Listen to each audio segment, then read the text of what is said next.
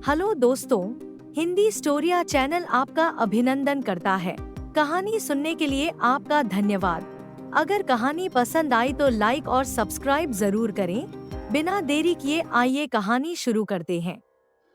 एक संत और उसका शिष्य दोनों धर्म प्रचार करने के लिए गांव-गांव घूमते थे। एक गांव में पहुँचे और एक कुटिया बनाकर उसमें रहने लगे।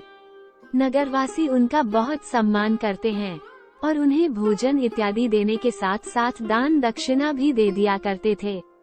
एक दिन अचानक संत अपने शिष्य से कहने लगे, बेटा, यहाँ बहुत दिन रह लिए, चलो अब कहीं और रहा जाए। शिष्य ने पूछा, क्यों गुरुदेव? यहाँ तो बहुत चढ़ावा आता है, क्यों न कुछ दिन बाद चले, तब तक और चढ़ावा इकट्ठा हो जाएगा। संत ने जवाब दिया, बेटा, हमें धन और वस्तुओं के संग्रह से क्या लेना देना, हमें तो त्याग के रास्ते पर चलना है। गुरु की आज्ञा सुनकर शिष्य ने सब कुछ जो था वो उसी कुटिया में छोड़ दिया, लेकिन फिर भी चलते हुए उसने गुरु से चोरी छिपे कुछ सिक्के अपनी झोली में डाल लिए। दोनों अगले गांव की ओर चल दिए, लेकिन वो जिस गांव की ओर जाना चाहते थे उसे एक नदी पार करके जाना पड़ता था।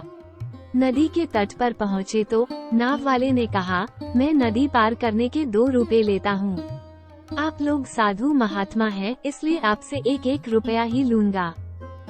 संत के पास पैसे नहीं थे, इसलिए वे आसन लगाकर बैठ गए। शिष्य के पास पैसे थे, लेकिन वो गुरु की आज्ञा के विरुद्ध चोरी से लाया था, इसलिए उसने वो सिक्के नहीं दिए और वह भी गुरु जी के साथ बैठ गया, ये देखने के लिए कि गुरुजी बिना पैसों के नदी पार कैसे करते हैं। गुरुजी इस आस में बैठे थे कि या तो वह नाव वाला उन्हें बिना पैसों के नदी पार करवा देगा, या कोई भक्त आ जाए जो उन्हें दान दक्षिणा दे ताकि वे नाव वाले का भुगतान कर सकें। बैठे बैठे शाम हो गई, लेकिन गुरुजी का न तो कोई शिष्य आया, न नाव वाले ने बिना पैसे के नदी पार करवाने के लिए राजी हुआ। तो नाव वाले ने उन्हें डराते हुए कहा कि यहाँ रात को रुकना खतरे से खाली नहीं है। बेहतर यही होगा कि आप यहाँ से या तो नदी पार करके गंतव्य स्थान पर चले जाएं, या जहाँ से आए थे वहीं चले जाएं। खतरे के नाम से शिष्य घबरा गया और उसने झट से अपनी झोली से 2 सिक्के निकालकर नाव वाले को दे दिए। बदले में नाव वाले ने उन्हें नदी पार पहुँचा दिया।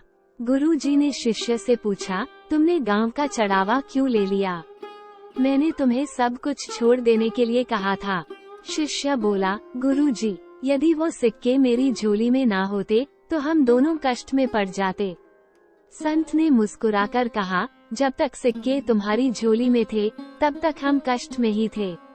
जैसे ही तुमने उन्हें बाहर निकाला हमारा काम बन गया, इसलिए त्याग में ही सुख है। ये कहकर संत ने बाकी के सिक्के किसी गरीब को दान कर दिए और आगे चले गए। ये कहानी हमें ये सिखाती है कि त्याग और दान करने में ही सच्चा सुख छिपा है। धन और संपत्ति का संग्रह करने से हमें असली सुख नहीं मिलता, बल्कि दूसरों की मदद करने और उनके साथ अपना समय और धन साझा करने से हमें अधिक आनंद मिलता है। इसलिए हमें भी त्याग और दान के मार्ग पर चलकर सच्चे सुख की प्राप्ति करनी चाहिए।